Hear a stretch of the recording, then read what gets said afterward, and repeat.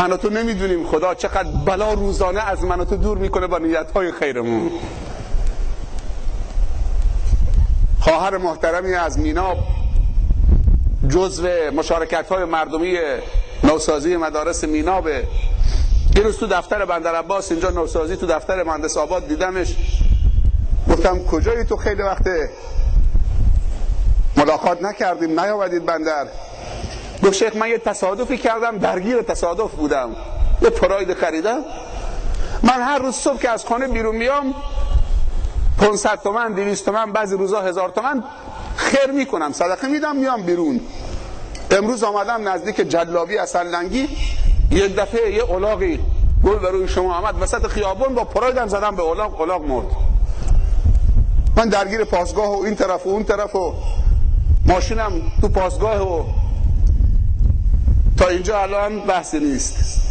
بعد میگه که نمیدونم شیخ، من صبح که از خونه بیرون آمدم برعکس امروز 1000 تومن صدقه دادم، ولی با این وجودم میگن صدقه دفع بلاست، با این وجودم تصادف کردم، یه الاغی هم چه مرده با ماشین زدم، حالا هم درگیرم، ماشینم تو پاسگاه و برو بیا و نمیدونم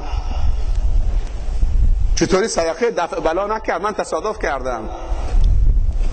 نه شک نکن، اون 1000 تومن تو کارساز بوده، قرار بود بلای بزرگتری بیاد تو زندگیت اون روز، ولی تو با اون 1000 تومن سبکش کردید. اگر یه مادری با 3 تا بچه از اون طرف خیابون به اون طرف خیابون برای مدرسه رد می شدن، نگاه نمی کردن تا رسیدید به یکی از اون بچه ها یا هر 3 تا بچه ها، این 3 تا بچه رو می کشتید، اون موقع چی کار میکردید؟ این 1000 تومن دادید، به جایی که آدم بزنید تبدیل به یک حیوان شد. صدقت قبول شده، شک نکن. نیت خیر بکنید، از همه طرف خیر سرازیر زندگیت میشه. علما میگن دنیا با 4 چیز آباده و رونق داره. دنیا با 4 نفر رونق داره، با کار 4 نفر. شما بشمارید که من و تو از کدوم یکی از این 4 نفریم. بعضی ها میتونن از 2 تاشو باشن، بعضی میتونن 3 تاش باشن، بعضی میتونن یکیش باشن، بعضی میتونن جمع بین خوبی ها داشته باشن. با عدالت حکام، علم و اخلاص علما، سخاوتمندی تجار، دعای فقرا، من و تو جزو کدوم یکی از این 4 تا هستیم؟ حاکم نیستیم که عدالت من و تو سبب رونق و عمران و آبادی و توسعه و رشد جامعه بشود. خیلی حرفا. اون 7 گروهی که زیر سایه عرش خداوندی هن، اولینشون حدیث اینطوریه: 7 یظلهم الله فی ظله یوم لا ظل الا ظله امام عادل. عدالت حکام.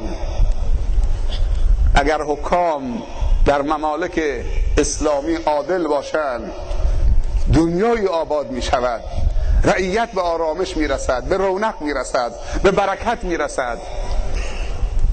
و تصور بکنید حکام زمان در دنیا ظالم باشند، تبعیض قائل بشن بین رعیت، خیانت بکنن، حق رعیت رو ادا نکنن، روز قیامت همه رعیتش بر علیهش در دنیا استشهاد محلی میکند.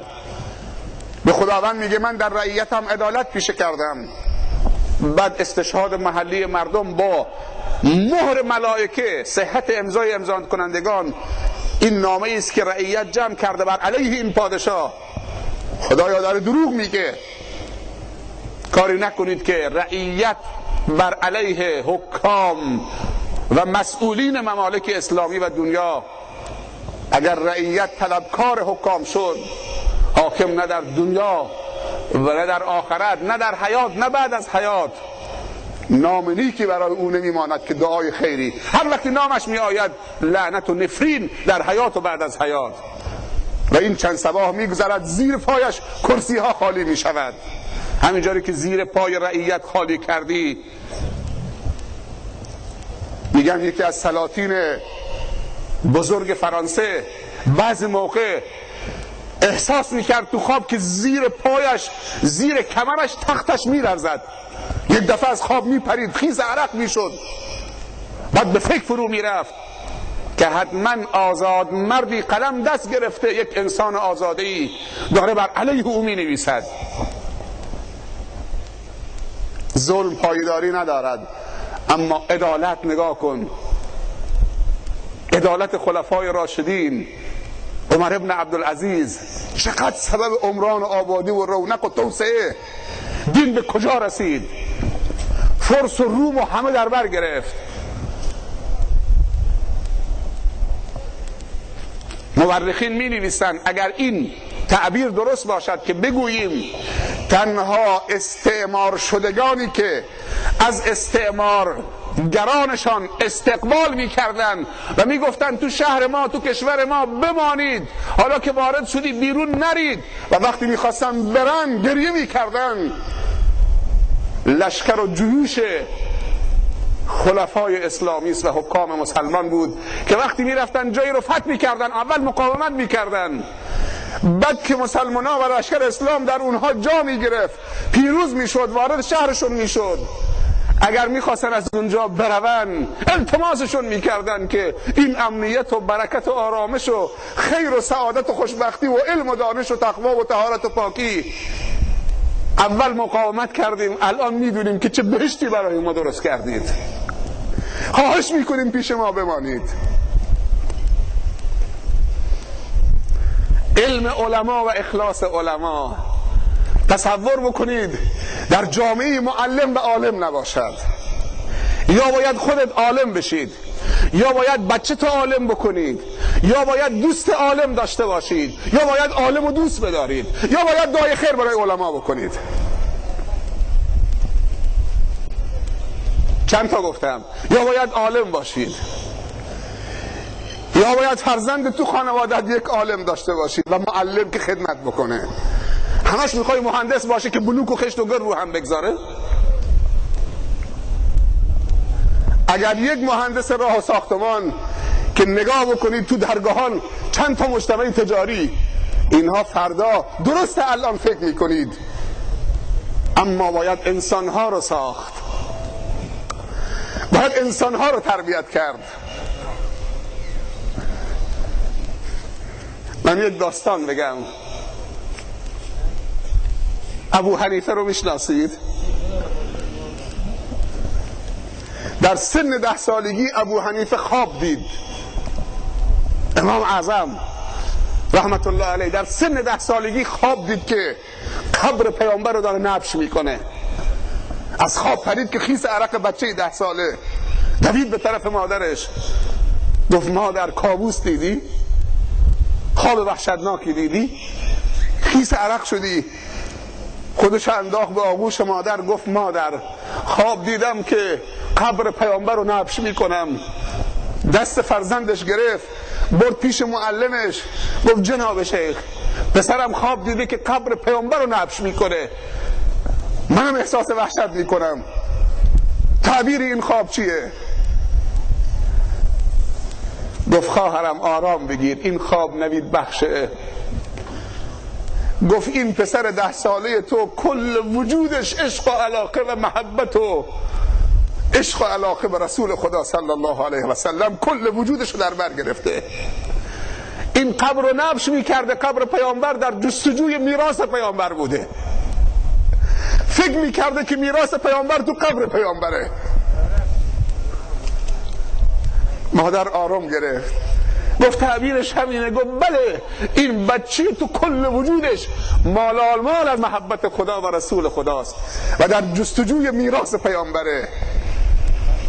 آیا ابو حنیفه میراثبر پیامبر شد رحمت الله علیه یا نشد؟ امروز در دنیا 500 میلیون از فقه او پیروی میکنن. یکی یکی از افتخارات جامعه اسلامی و انسانی است. شاگردای بزرگواری تربیت کرد. پدرشو بشنویم که بوده. دکتر عمر عبدالکافی در کتاب آثار طاعت می نویسد که جوانی در کوچه های کوفه سرگردان بود، قدم می زد، از کنار دیوار باغی رد می شد، دید که خوشه درختی خم شده تو کوچه، چند دانه از میوه اون افتاده روی زمین. این جوان رسید، میوه رو از روی خاک بلند کرد، خورد. وقتی تو شکمش قرار گرفت احساس کرد که شاید صاحبش راضی نباشد. در به در دنبال صاحب باغ گشت و پیدا کرد. گفت برادر این باغ و بستان مال توست؟ گفت بله. گفت 2 دونه از این میوه ها، نه از این که از درختت بگیرم یا رو دیوار بروم، از اون خوشه درختت بگیرم. روی خاک افتاده بود، خوردم، اما بعد از این که خوردم گفتم شاید صاحبش راضی نباشد. صاحب باغ یه لحظه فکر کرد، بعد گفت که بله صاحب باغ منم و من حلال نمی کنم، نمی بخشمت.